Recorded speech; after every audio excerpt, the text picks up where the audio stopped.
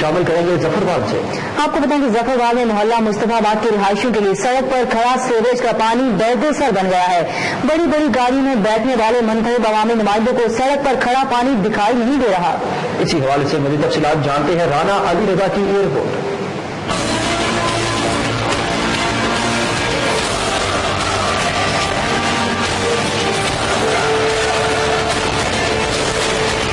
ये मंजर किसी जौहर या तालाब के नहीं बल्कि जफरवाल के मेन नारोवार रोड मोहल्ला मुस्तफाबाद के हैं, जहां से जिली इंतजामिया और अवामी नुमाइंदों का गुजर होता है।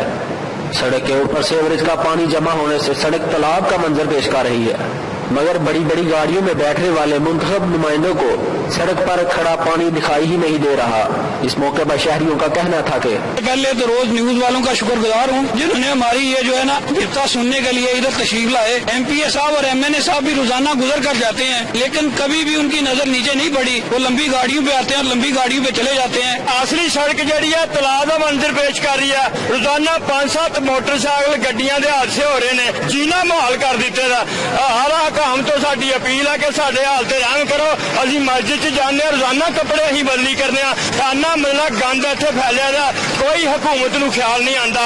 सड़क पर पानी खड़ा होने से सड़क गहरे गड्ढों में तब्दील हो चुकी है। बात की जाए मुंतखब नुमाइंदों की तो पिछले 10 साल से जफरवाल शहर को मिलाने वाले किसी रोड की भी तमीर नौ नहीं की गई, जो जीतने वाले नुमाइंदों की कारकर्दगी पर सवालिया निशान है।